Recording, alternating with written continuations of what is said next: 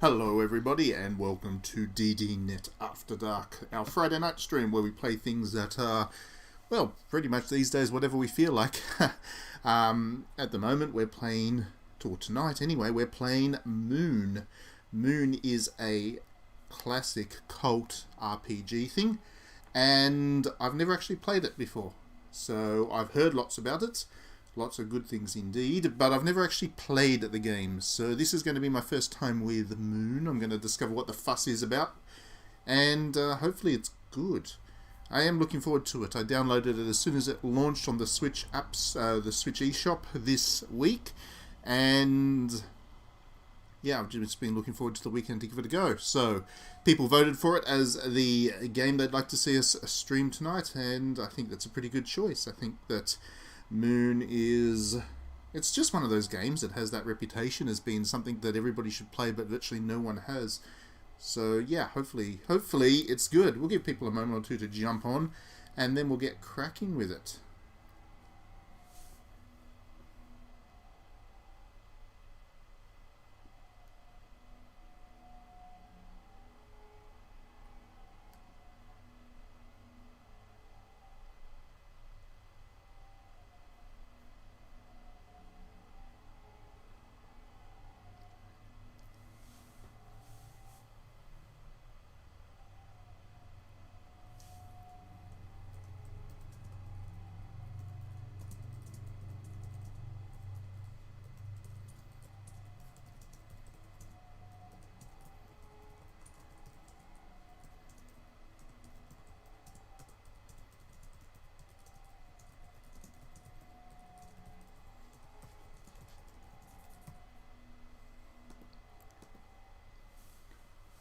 Rightio, I think that's enough time. Hopefully there are some people that jump on to say hello as we go. I do prefer to chat with people as I play these games, otherwise I kind of speak into the void, which is it's hard to keep going for the entire stream, but it is a Friday night, and of course people might have better things to do on their Friday night than sitting and watching me play some random game. So yeah, let's go. Game start, continue.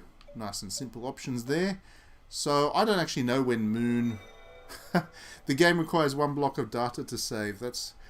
I guess I was just about to say I don't know what era Moon comes from other than it's a retro game. I guess now we know it's from the PlayStation, because that is a message that people that owned PlayStation 1s know well.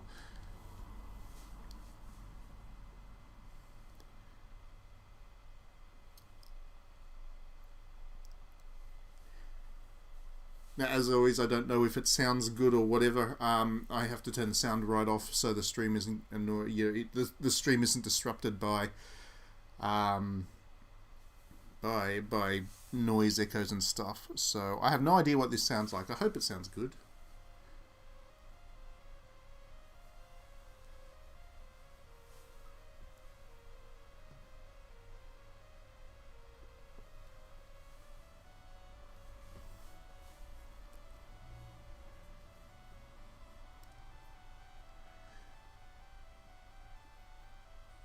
Love de God.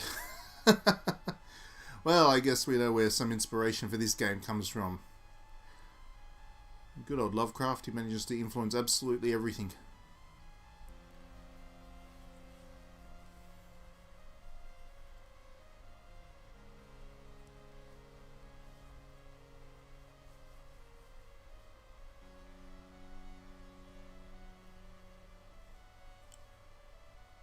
I had no chance. Okay, so this game is, in theory anyway, this game is meant to be humour based, and the fact that I had absolutely no chance to actually read all of that tells me that the humour is definitely there, but joke's on them, because now that we can stream and screenshot save, I'm going to be able to read that back now. But yeah, I imagine that it was quite deliberate that you weren't able to read through all of that text, so don't worry if you couldn't.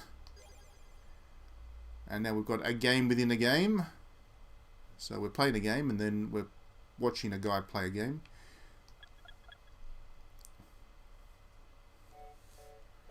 Get to give him a name, I guess. Let's call him... what will we call him? Let's call him Bob. I get the feeling that Bob's an appropriate name for Moon.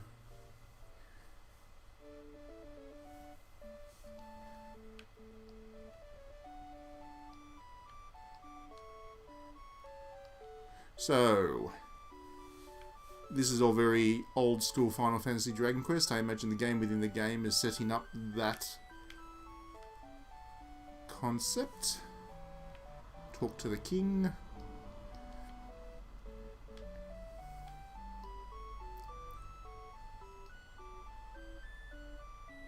The evil dragon who dwells in the dragon castle has eaten the moon right out of the night sky. Okay. Eaten the moon right out of the night sky. That's pretty good.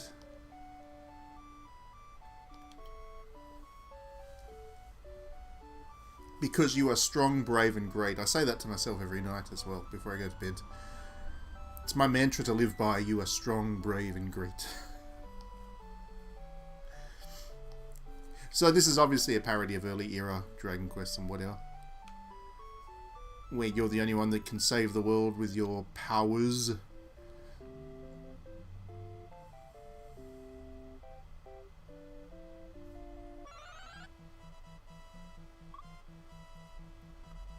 A crazy dog draws near. Can you pet the dog?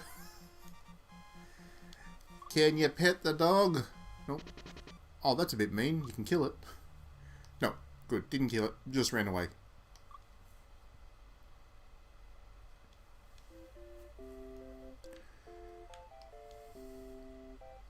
The hero is so tough and cool. Don't lose to some dumb dragon. This is all nicely familiar. If you've ever played an old school RPG, then they all behave a bit like this. Oh, there's a little birdie there. Hello, birdie.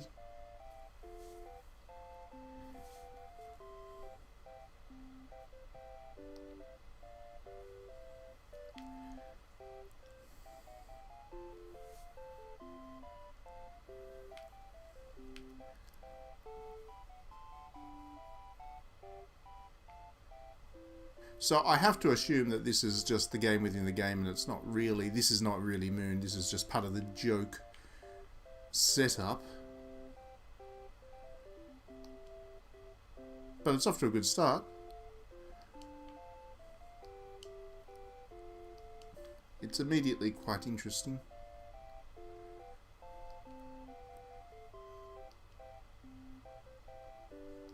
There's good stuff inside the dresser. Cool, Dragon Quest style.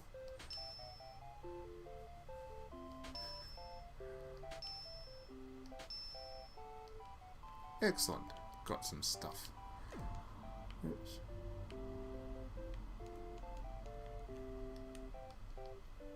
Yeah, I can't equip that or anything, so I am assuming that this is all just a play on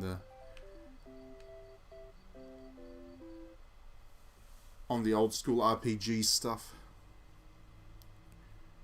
There we go.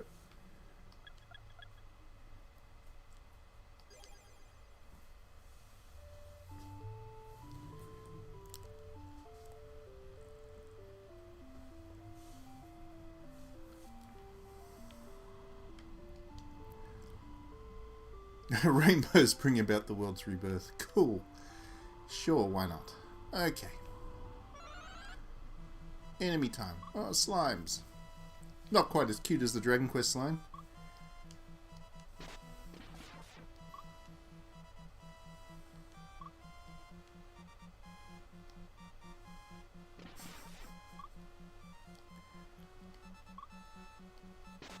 I'm not actually controlling any of this, of course. This is all just automated.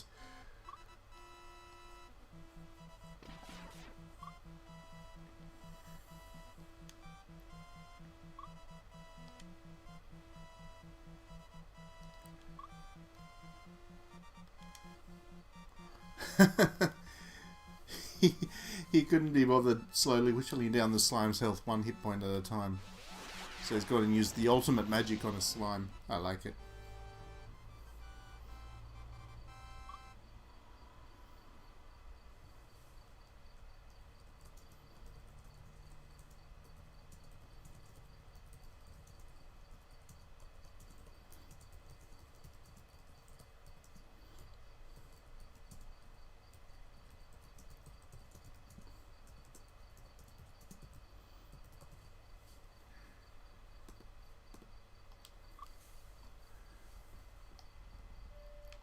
So ultimate spell got me 5 experience points. Go through here. An aura of absurd wickedness.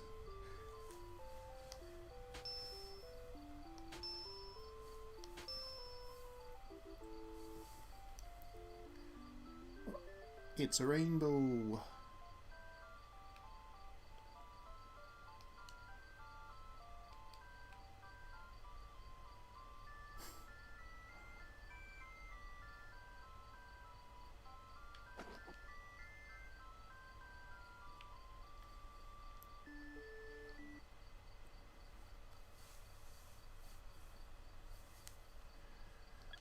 Okay.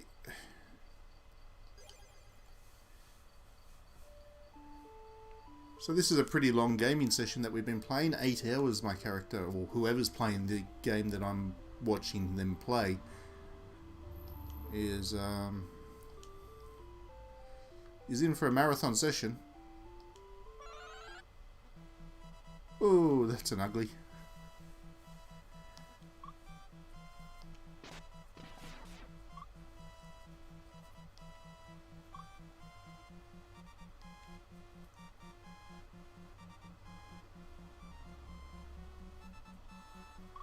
It's split in two.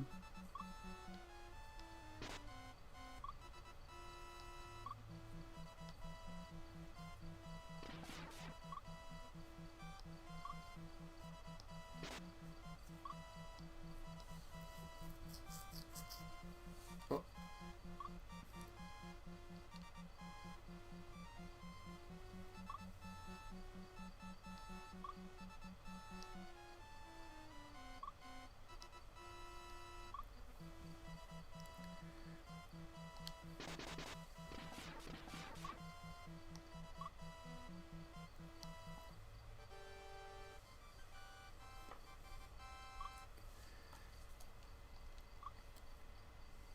So once again, this game is all playing itself by itself right now. I'm not actually doing any of this. It's obviously just skipping through the experience of playing an RPG that this guy who's on watching the old monitor TV, whatever they're experiencing in this game is skipping through key moments of that game. So it seems like it's a bit nostalgic for the memories of sitting in front of an old video game RPG like Dragon Quest or Final Fantasy, and that process of slowly watching your saves build up and watching as you make progress through. It's neat. It's a homage. It's definitely satirical in tone, but it's also a homage to the RPGs of yesteryear.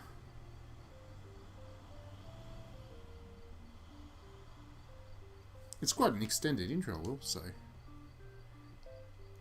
So now we've got a bit of Final Fantasy homage in here because we're in a kind of a modern kind of technological kind of dungeon with all the robots and metal and stuff, but we're still dressed up as classic fantasy tropes, so that's very Final Fantasy in style. Super NES Final Fantasy, they were all a bit like that. There's an airship, so once again, Final Fantasy.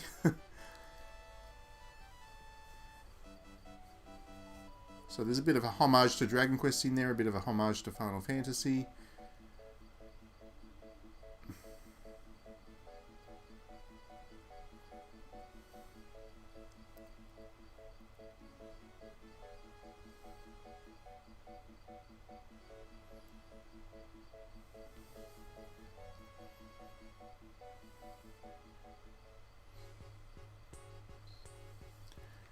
And away we go. Oh, it's the big monster.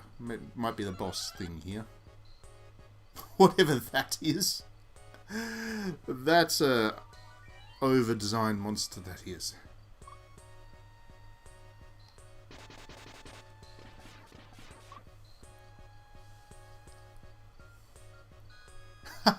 Did a suitably impressive amount of damage.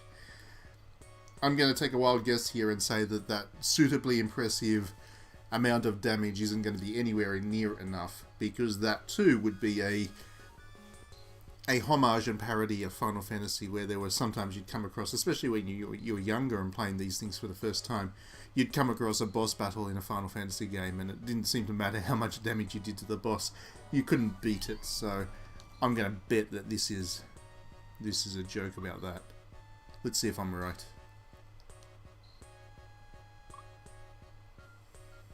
Meteor. Boom. Or maybe not. Maybe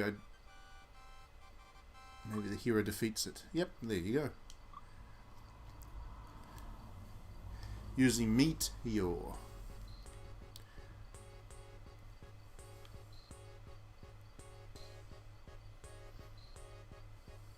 Dragon time. So this will be the end boss of the game within a game. I like that framing system. Not enough video games do that. Like the game within the game thing is, you know, it's a common trope for film and literature, but we don't see it that often in video games. There was one of the Uncharted, I think it was Uncharted 4, had a really good use of the game within the game with Crash Bandicoot inside. You know, the Nathan Drake was playing Crash Bandicoot, which was a pretty fun little nod back to Naughty Dog's origins. So it's clever when it's done well. It's a really fun way of engaging with the audience and being a little bit fourth wall breaking, I guess. It's quite self-aware, obviously. If you have a game within a game, it's all kind of self-aware stuff. So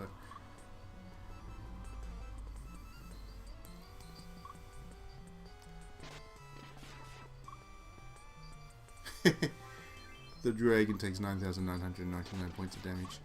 No, this will be the joke on Final Fantasy, where it doesn't seem to matter how much damage you do. The boss is still going to outdo you. I remember, which one was it? Final Fantasy 3, I think. So when they finally released Final Fantasy 3 in the West, the end boss, you had to defeat, you had to achieve certain conditions before you had any chance against the end boss. I didn't do it the first time around, and I just couldn't work out why I couldn't beat the end boss of the game. So that was... Okay, so... Ooh. Ah, I see. So he's drawn into the TV world. There we go. Now the game starts proper.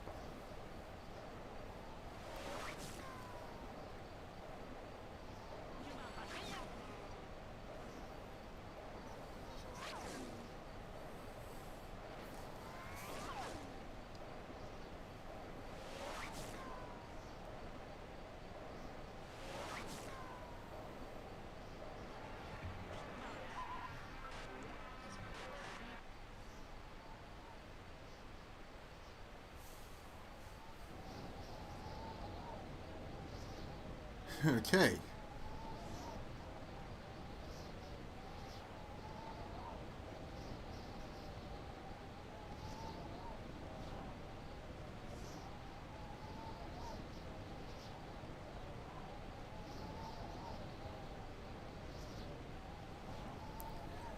That is a long way to fall. Doing it with style, no, though. If there's a pool of water at the end, he's going to dive in there for maximum points with all those flips.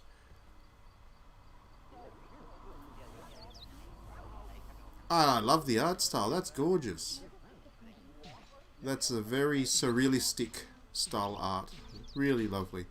And there you go. It's kind of that character is clearly the one that you were just playing, just in a different art form. That's really gorgeous art.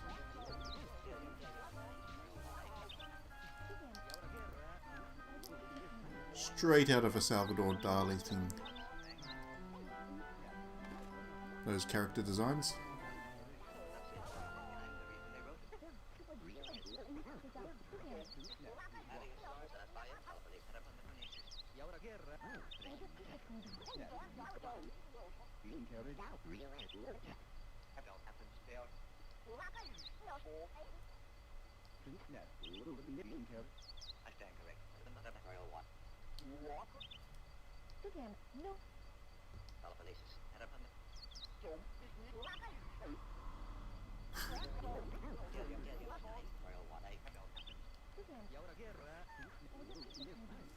Interesting.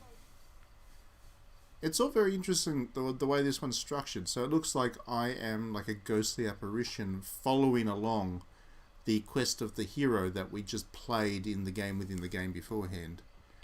This is all very interesting.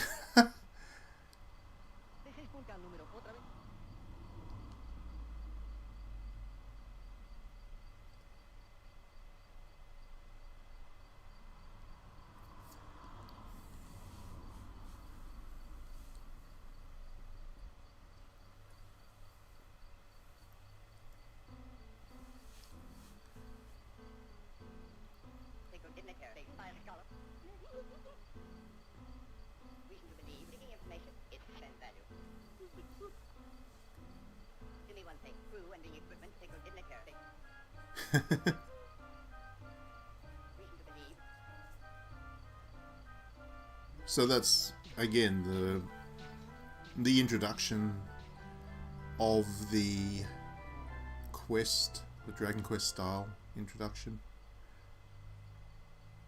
And the king is a bit of a dolt. He seems to be drawing random.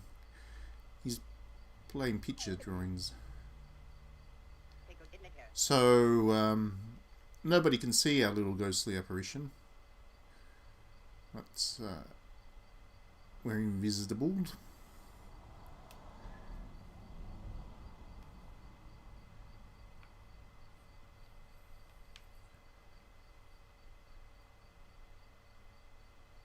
So supposedly this game inspired Undertale, which I can actually see. Like, it's quite obvious where Undertale got its inspirations from. Once you play this, there's definitely crossover there, creative crossover. So it all starts to make sense. I don't know if nobody's on the chat to clarify for me, but I'm not familiar enough with the history of this game to know. But I don't believe this ever had a proper localization previously. This might be the first time, which is part of the reason that there was so much interest in it. I believe that's the case. Oh, bye bye birdie. You can scare them all away. So the birdie's no one there. Hello birdie. Bye bye. Bye bye. Bye bye. Cleared the field. Anyway, we're following that knight. The hero.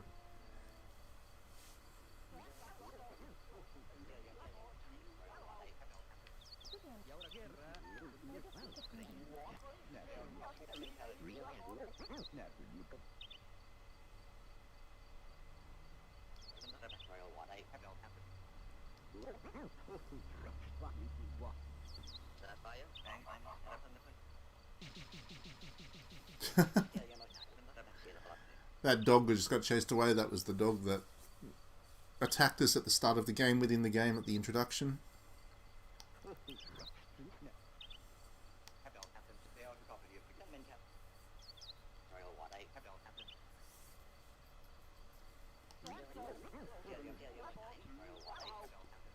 Okay.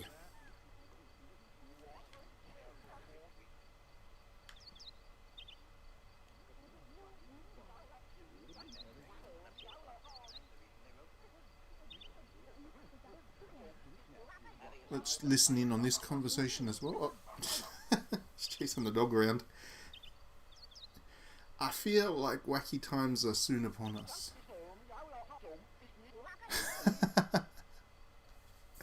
Look at this idiot chasing a stray dog. Is this the guy who won the trust to kill our dragon?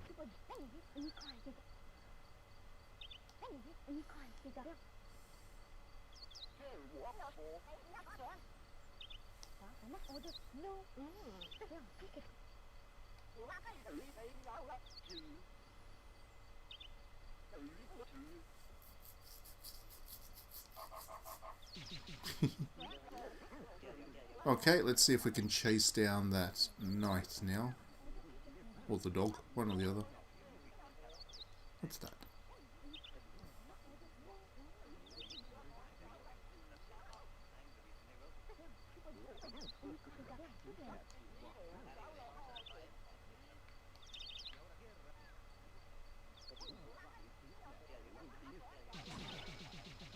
Oh, can't go that way. The dog chase is on. Let's see if we can catch him by going the other way around.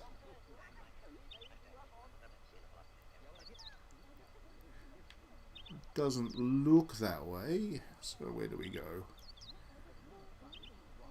Like I said at the start of the stream, I've never actually played this game before, so this is all new to me. I have no idea. Ah, no. So it looks like I have to track down that dog somewhere. Or was there an exit down here as well? Maybe I need to go this way. Yep, there we go.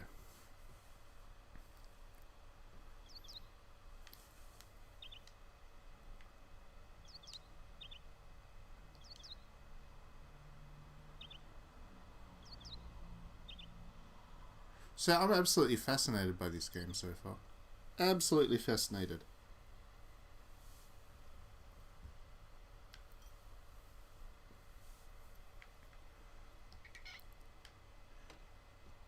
I would have to assume that somewhere along the line somebody's called it an anti-RPG, because it's certainly behaving like the kind of thing that you would expect people to call an anti-RPG.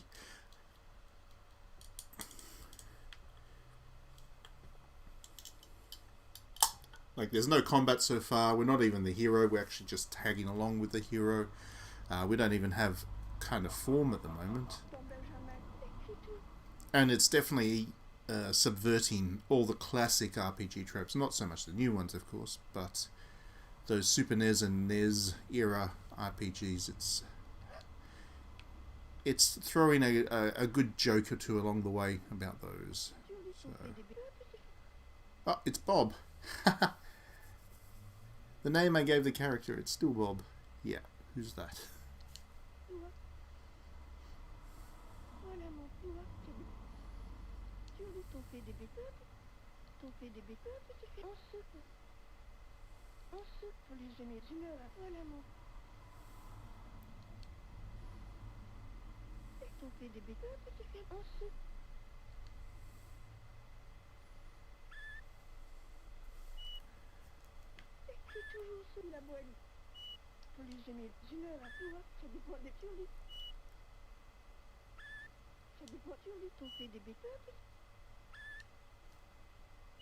Okay.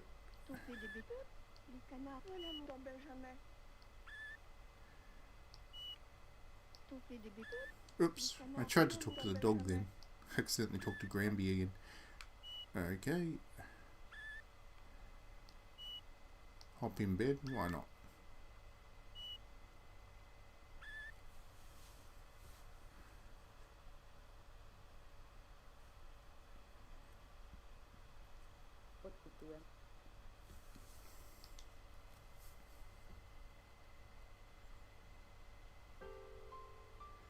And now we have truly Salvador Dali style art there.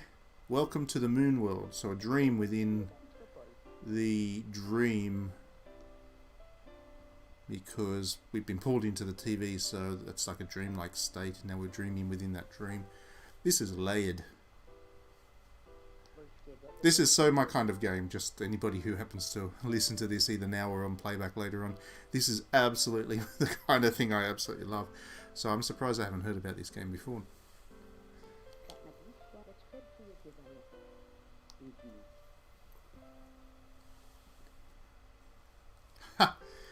That in itself is a very less than subtle deconstruction of RPGs, because RPGs are all about the combat usually. That's where the power comes from, your ability to fight. So here it's the ability to love, which is all-consuming.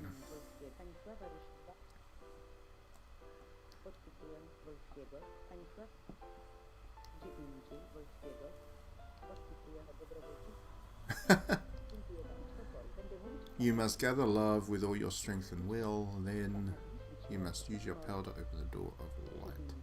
Now awaken. Revert yourself to the people of the moon. Let us meet again in another dream.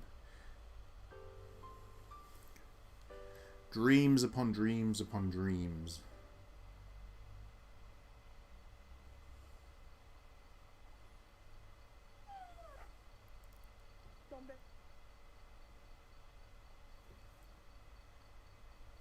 fait des bébés qui fait un saut.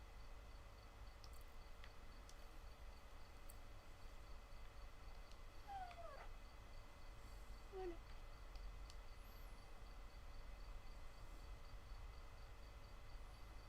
Ton Benjamin, ça dépend des petits. Les canards, tu vois, ça dépend des petits. Tu vois, ça dépend.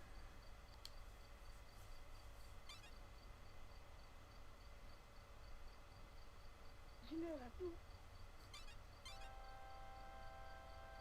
Sur les ton fait des bébés. Les canards, voilà mon, tu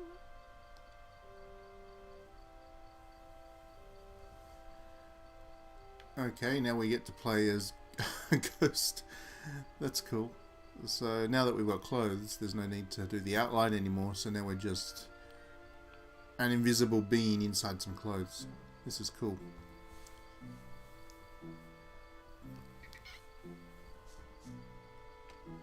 You do have to wonder just how much of the good stuff the people who come up with these kinds of games would have to have been on, because yeah, this is pretty fever dream.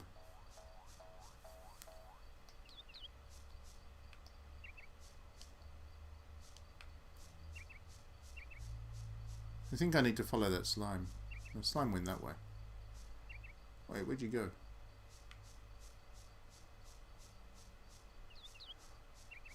Or not? Maybe I need to head back into town.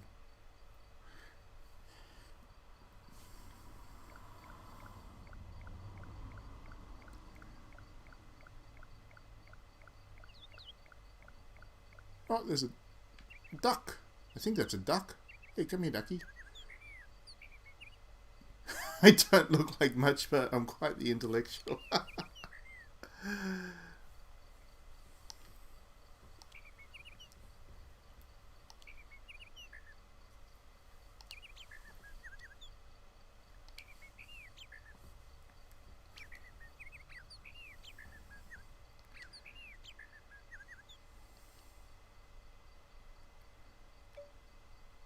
Maybe we should start with extremely important stuff. What do you reckon?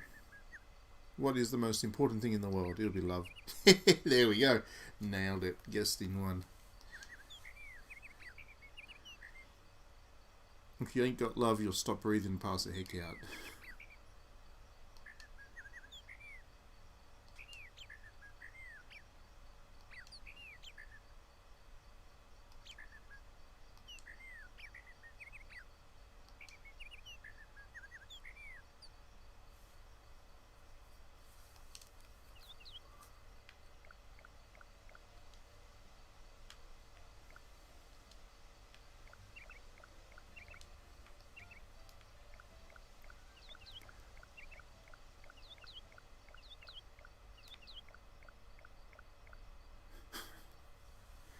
That duck is cool. I like the duck.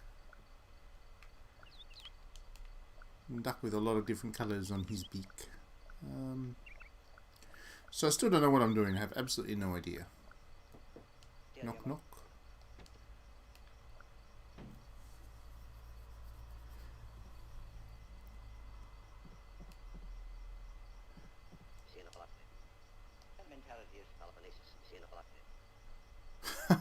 I'm the reason they were having us.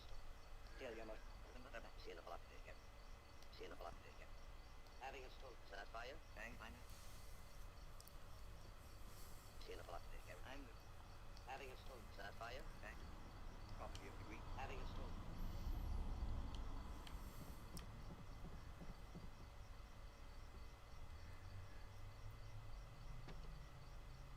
Okay, so baker bakes bread. Good to know. Looks like we can go down here. Knock knock. Maybe nobody home. Try again. Knock knock. Nope, nobody home.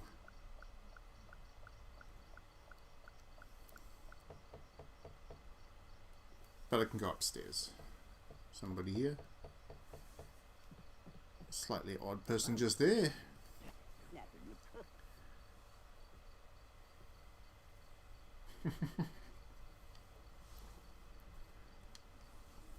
Well, at least one of the characters in this world seems to recognise that I'm just a pile of walking clothes without a body underneath. Curio. Running the general store, huh? Okay.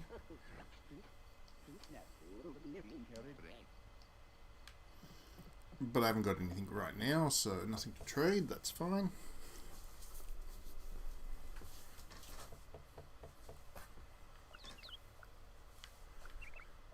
Maybe we need to go the other way now. Oh. He's asleep.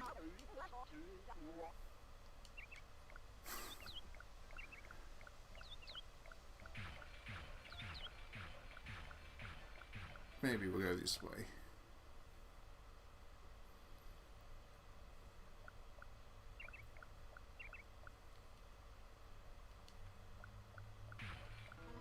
Ouch.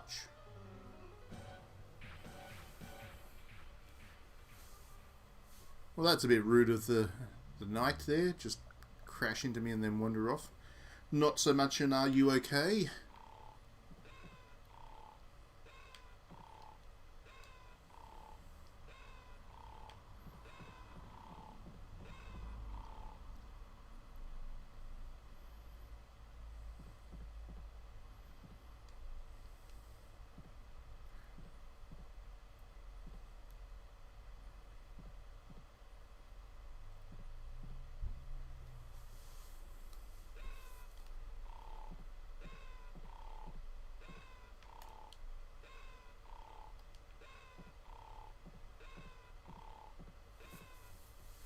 Radio, so nothing there. It looks like, I guess my next stop will have to be the palace, I would suggest. That's probably the place to go next.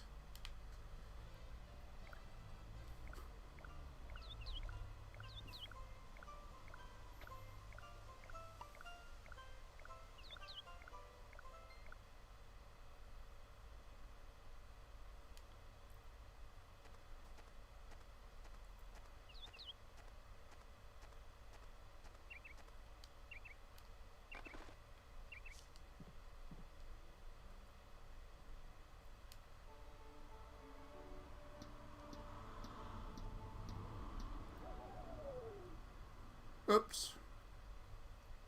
Game over. Not quite sure what I did to get the game over. I know that it said something about needing to find love or something in the town or around the place, and I didn't find enough of it. But yeah, I don't know. I don't know what I did wrong there. Like, I don't know how to find the love. Maybe I was not pressing the button I needed to. Who knows? The duck didn't give me all the assistance I needed. So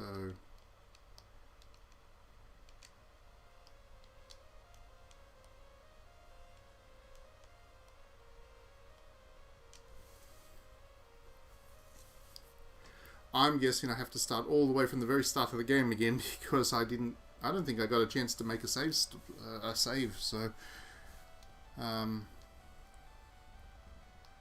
learning curve. Of course, that was quite common for RPGs back in these days. They always had that kind of learning curve to them.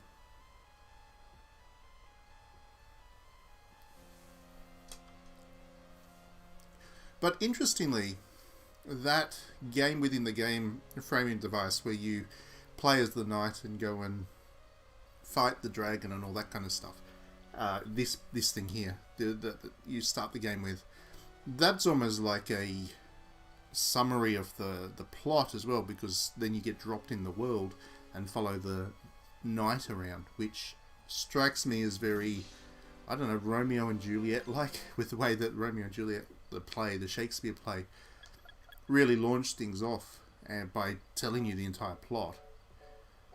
I'll be Phil this time. Phil is also a name that I figure is pretty appropriate for this game. And yes, I do. I need to play through the whole thing again. How interesting.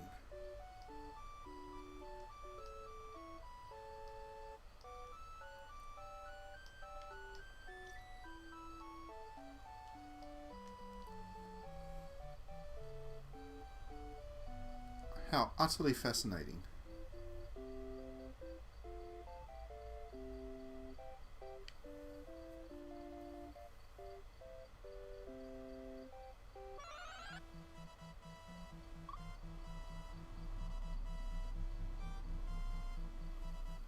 Crazy dog draws near, yes.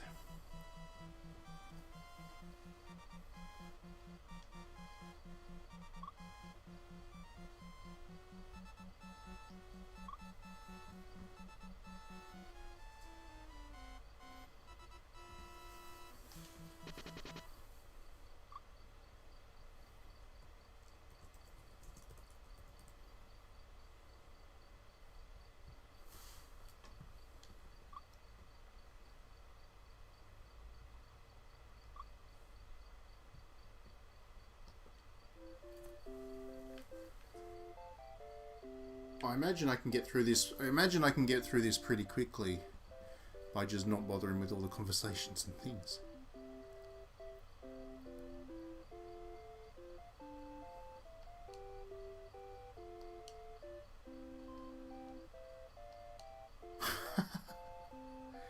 That's right, I need to get the special equipment from the dresser up here.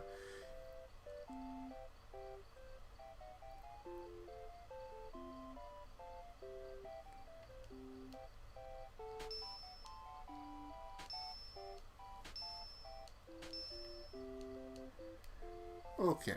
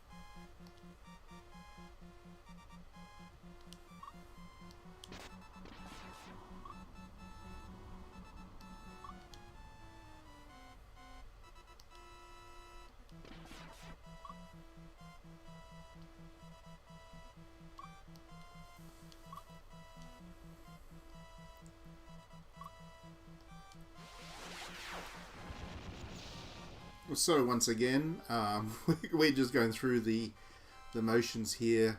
It's all scripted. This is not a game as such. It happens the same way every time because it's an introduction. So there'll be a rainbow that pops up now. Yep. You could write an entire essay just on this framing device because I think it's brilliant. The way that it shows you the entire narrative arc and then drops you into that afterwards. But a very surrealistic version of. It's just fascinating. When they talk about games as art, this is what they mean. They don't mean just games that are pretty in terms of the technical ability of the game. They don't mean Call of Duty or Assassin's Creed or whatever. When people talk about games as art, they're talking about these kinds of things which are just so deeply creative, and they encourage you to think and really process what you're experiencing. Why do they have this framing device? What does this framing device do for the narrative? How does it impact your perceptions of the game? You know, I remember going at university, we was talking about Romeo and Juliet beforehand. Romeo and Juliet has this similar framing device where it just shows you the entire narrative of the play up front. And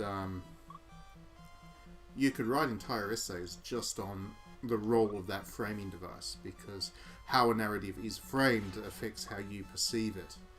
And if you already know basically how Moon is going to play when you get dropped into it, the way you experience that narrative is different. So I am going to have a lot of things to say about this game, I would imagine. Once I'm playing it. Once again, this is the first 45 minutes so far, and counting that I've experienced this game, so I'm still thinking about it as I'm actually playing it and talking about it on this stream. But I am going to have a lot to say about this, I think. There's a lot that I can go down. A lot of different paths, thought paths. I like it. I like these kinds of things. And now I can see why this is a cult classic as such. Because, yeah, it's certainly not a mainstream game. It doesn't conform to any of the rules that you would expect any kind of game to behave to. It's its own beast by far, but it's a fascinating beast.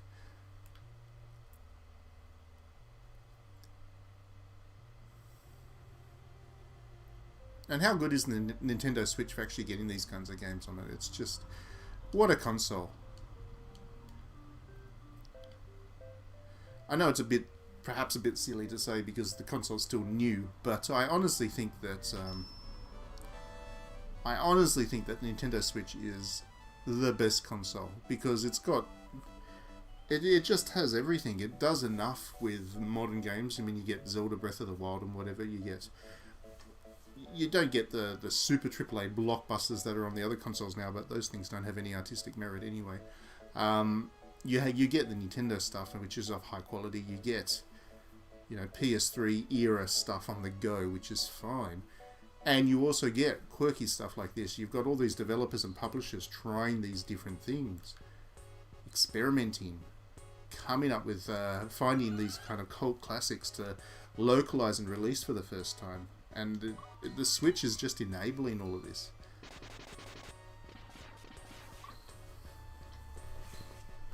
I mean, earlier this week, Nintendo had a direct, which didn't really tell anybody about beforehand, but they dropped some really great news. For example, the Final Fantasy Legend collection, which was the 3 Final Fantasy Legend games released on the Game Boy in the West. They're going to come out on the Switch in December, and that is the original black and white versions of, which is great. I love those games. I've been itching to play those again.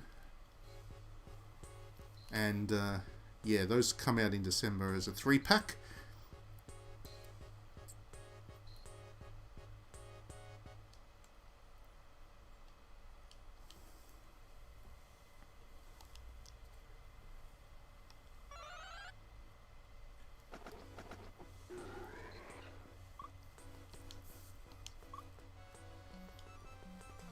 Alright, so this is the final boss of this game within the game framing device. Once we defeat this, or once the game defeats this, we then jump into the game proper where we take control and we'll get dropped into the world again. And we'll see if we can not die so quickly this time around.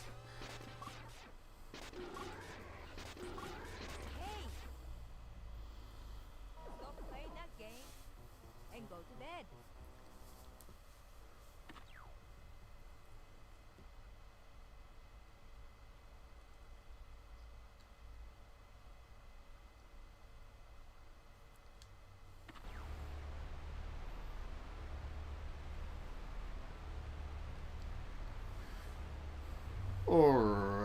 Righty.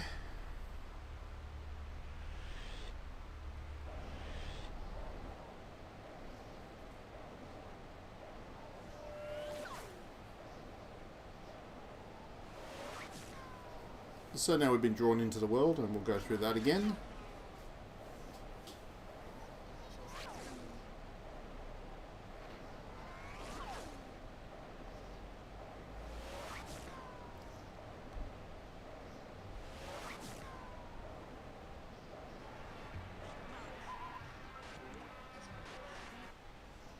This thing would have been so quirky for the PlayStation era. I'm just thinking, I mean, the PlayStation it did generate an explosion of creativity amongst developers. That was the console where we really saw the JRPG emerge into its current form. You had Final Fantasy 7, 8 and 9, for example. You had Dragon Quest 7.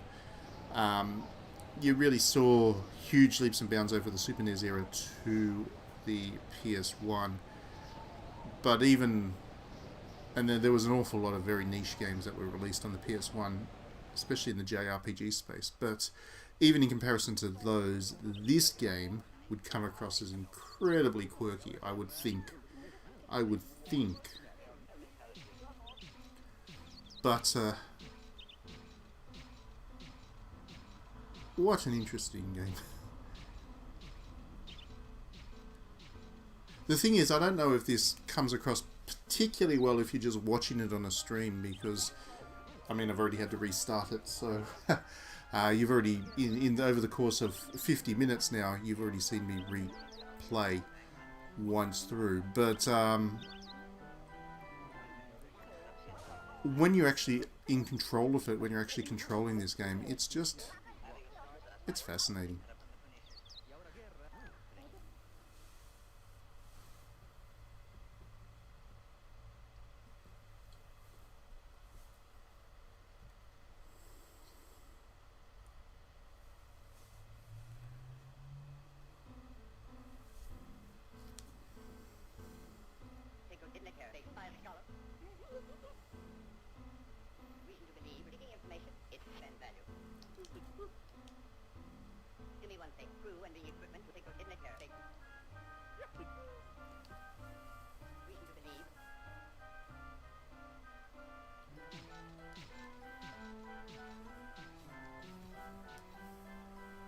Right.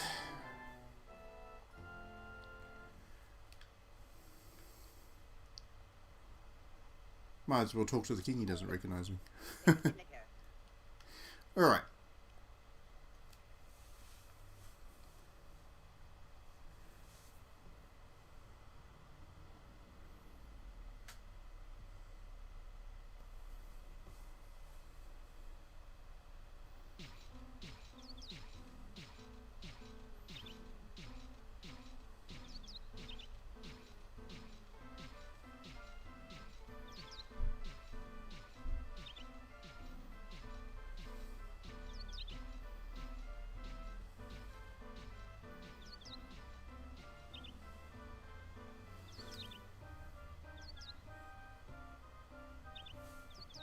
I don't even know where you go to actually save the game. That's the other thing. I have no idea where you actually save while you're playing, so...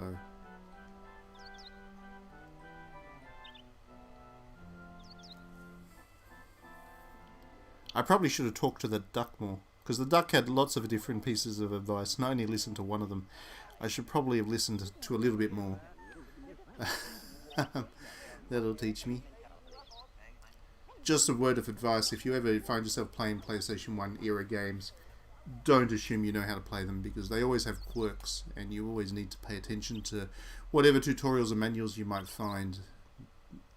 The PlayStation 1 was still a little bit before developers really worked out how to make the user experience intuitive.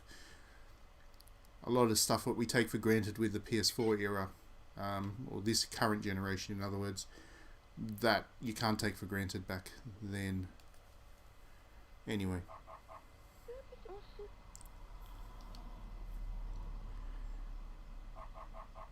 Back at Grammy's house.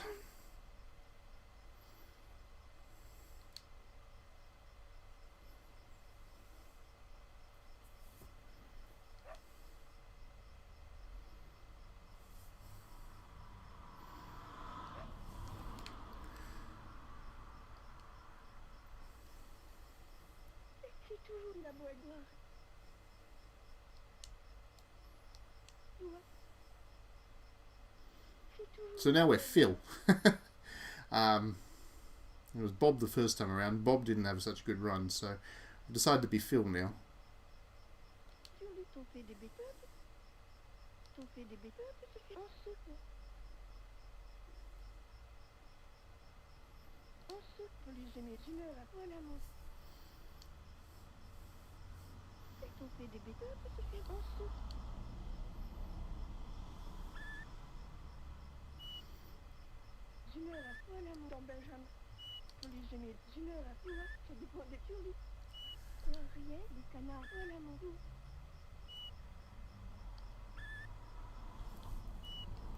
Okay, so now we jump in here and we'll get our clothes back in a second. We're almost back to where we were before. Almost.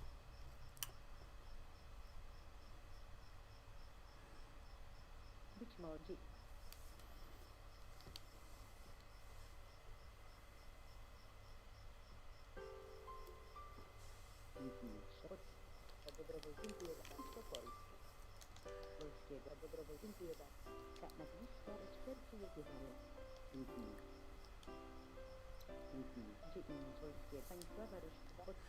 It's odd, I will say that, because this is that speaking face is very classically surrealist, and I said earlier that it was very Dali-esque. It is very classically surrealist, and it's odd, we don't actually see that much surrealism in video games. We tend to attribute a lot of stuff to being surrealist, but being a little bit odd doesn't make something surrealist. Surrealist has a certain aesthetic, a certain tone, a certain theme to it, and we don't see that much genuine surrealism in video games. This is genuine surrealism, and that of course attracts is very attractive to me. I've been to 4 or 5 different Dali exhibitions over my years. I actually studied Dali for a couple of years in art theory, so at university I'm a very big fan of the surrealist movement. So it's probably, I mean, favourites is a bit silly because art is art, but surrealism would be my passion in terms of the arts. And again, I can't believe I didn't know about Moon before I started playing it tonight. I can't believe that this game somehow missed me. I know it hasn't been localized before, but I would have figured I would have seen something about it, if not played the fan translations that have been around beforehand. So there we go. 2020, it's been pretty shocking for everything but video games. In terms of video games, 2020 has been an amazing year. Disrupted as it has been, we have had some incredible games this year.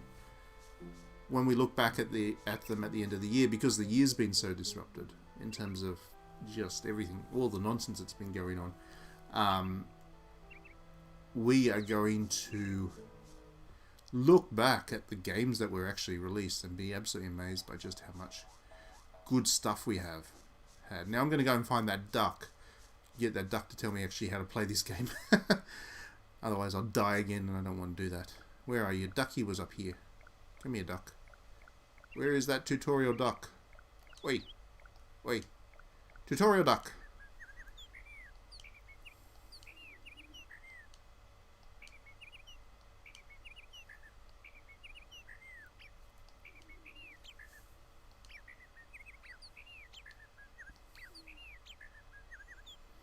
Alright, let's start with the somewhat important stuff this time.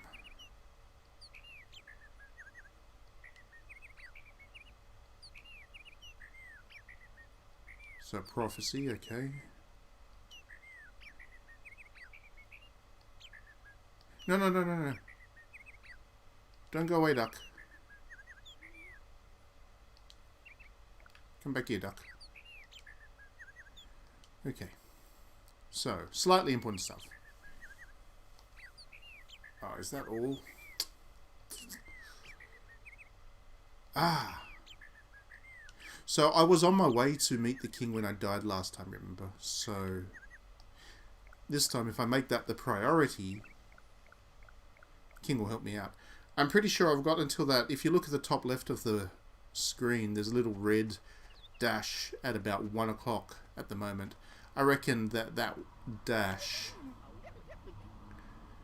is how much life I've got.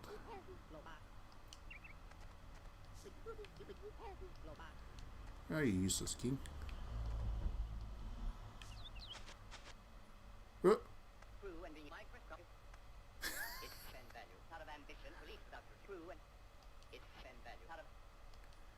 Don't play with the cat bush. Righto. So on top of everything else, there seems to be a day-night cycle where people have different behaviours through the day. They do different things.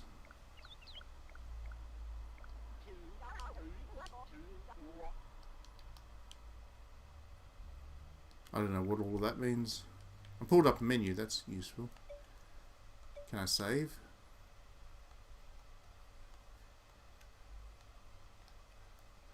Status doesn't do anything. Config. Nope.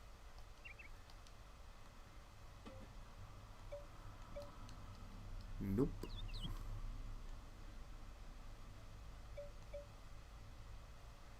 That'll be the save, I imagine.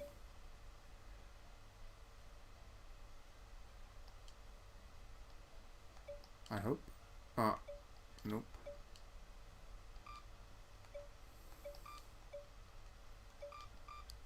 I don't know what I'm doing here. I pressed something and I didn't mean to. I think that's like a music player. I think. Alright, so maybe nothing there. Anyway, let's go back and see if that king has finished the feeding the birdies.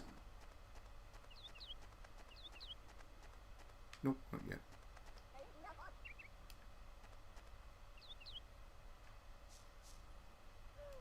I see. So if you're in the right place at the right time, you get to hear a conversation.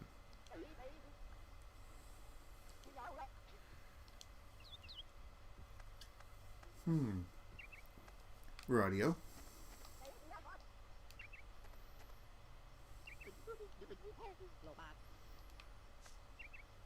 How much longer is that going to take, dude? God's sakes.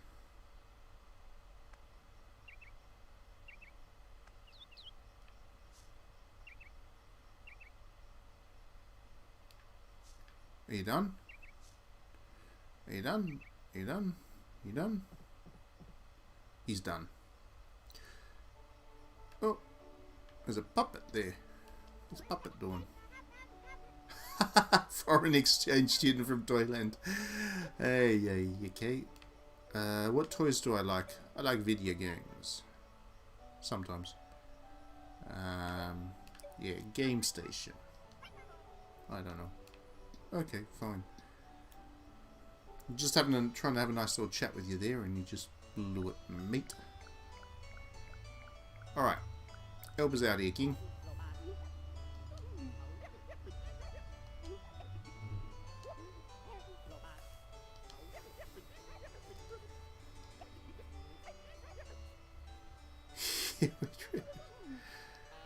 Cool, I've got the King's business card. Give him a call.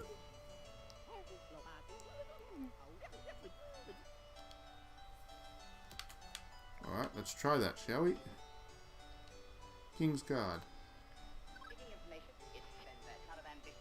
What you told me about that sacred deal, free or not be, tell me one thing. Crew and the micro comfortable is the like to tell me you're seeking information. Crew and the equipment micro comfortable is the like it's been out of ambition.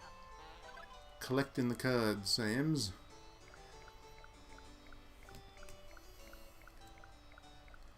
Okie dokie.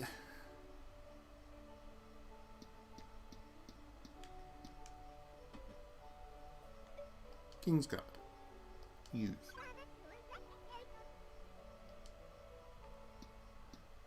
Whatever.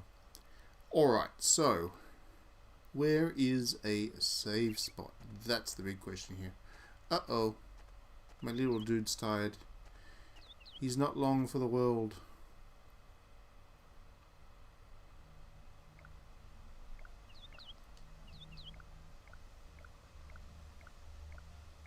What do you want? Hey, Ducky, help me out here.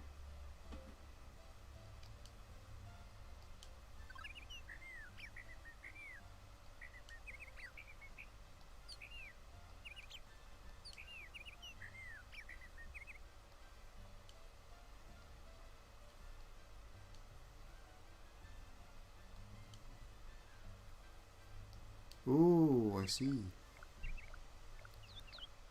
I've got to survive till nightfall is the question. How am I going to do that?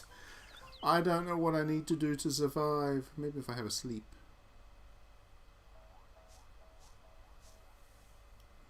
maybe if I can get back to the house.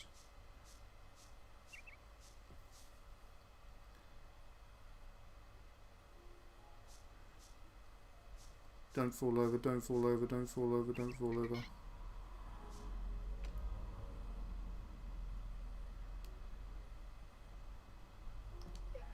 Les canards, je meurs à toi. Homemade cookies, that counts as love, right? That counts as love, surely. Give me cookies.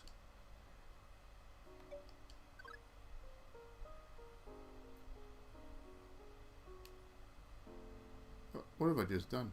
Ah, it's night time. Hey, cool. Voilà mon temps belge. C'est toujours la bonne. Voilà mon temps Benjamin. Un seul pour les aimer. Je meurs à poil. Un seul pour les aimer. Sur les ton PDB. Ça dépend sur les ton PDB. Got some cash.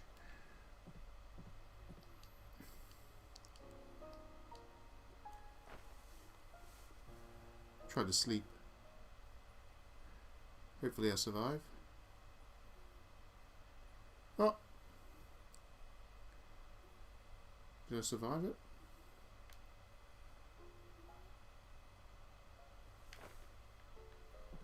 I did, I think.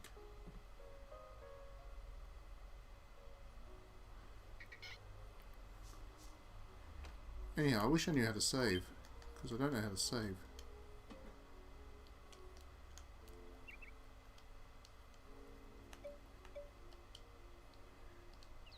Anyhow, okay, so I think that's enough for tonight for this stream.